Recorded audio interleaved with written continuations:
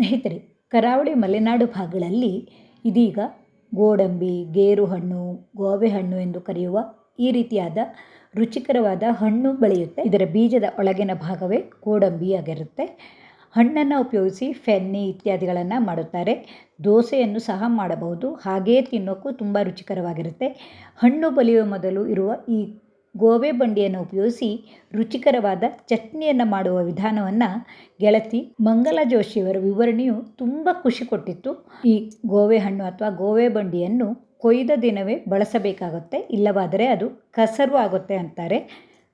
ನಾನು ಇಂದು ಒಂದು ವಿಶೇಷವಾದ ಅಡುಗೆಯ ದೃಶ್ಯಾವಳಿಯನ್ನು ನಿಮ್ಮ ಮುಂದೆ ಇಡುತ್ತೇನೆ. ಸ್ನೇಹಿತರೆ, ಈಗ ಗೇರು ಹಣ್ಣು ಬೆಳೆಯುವ ಕಾಲ. ಗೇರು ಹಣ್ಣಾಗುವ 2 ದಿನದ ಕಾಯನ್ನು ಗೇರು ಬಂಡಿ ಎನ್ನುತ್ತೇವೆ. ಈ ಗೇರು ಬಂಡಿಯ ಚಟ್ನಿ ತುಂಬ ರುಚಿಕರವಾಗಿರುತ್ತದೆ. ಆದರೆ ಅದನ್ನು ಬೆಂಕಿಯಲ್ಲಿ ಸುಟ್ಟು ಮಾಡಬೇಕು. ನಿಮಗೆಲ್ಲ ನಾವು ಪೇಟೆಯಲ್ಲಿದ್ದೇವೆ, ಇದು ಎಲ್ಲಿ ಸಾಧ್ಯ ಎನಿಸಿರಬಹುದು. ಆದರೆ ಇದು ಸಾಧ್ಯ ಎಂದು ನಾನು ತೋರಿಸುತ್ತೇನೆ. ಸ್ನೇಹಿತರೆ, ನಾವು ಹಳ್ಳಿಗೆ ಹೋದಾಗ ಅಲ್ಲಿ ಒಲೆಯಲ್ಲಿ ಸುಟ್ಟಿದ ಗೇರು ಬಂಡಿಯನ್ನು ತಣಿಸಿ ಒಂದು ಬಟ್ಟೆಯ ಕವರಲ್ಲಿ ತುಂಬಿ ಸ್ಟೀಲ್ ಡಬ್ಬಿಯಲ್ಲಿ ಹಾಕಿ ತರಬೇಕು. ತಂದ ನಂತರ ಅದನ್ನು ಫ್ರೀಜರಲ್ಲಿ ಇಡಬೇಕು.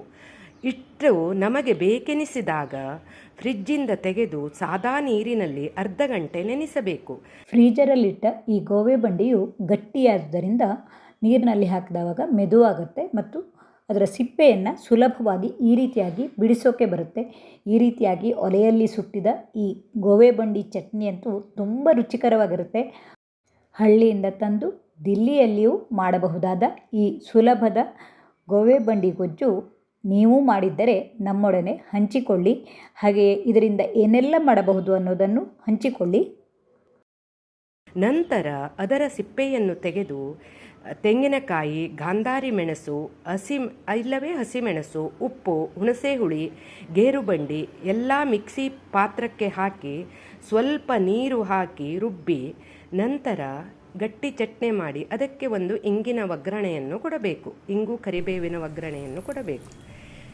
ರುಚಿಕರವಾದ ಚಟ್ನಿ ರೆಡಿ. ಗೋವೆ ಬಂಡಿಯ ಗುಜ್ಜಿನ ವಿಧಾನವು ನಿಮಗೆ ಇಷ್ಟವಾದರೆ ಲೈಕ್ ಮಾಡಿ, ಇಷ್ಟ ಮಿತ್ರರಿಗೆ ಶೇರ್ ಮಾಡಿ.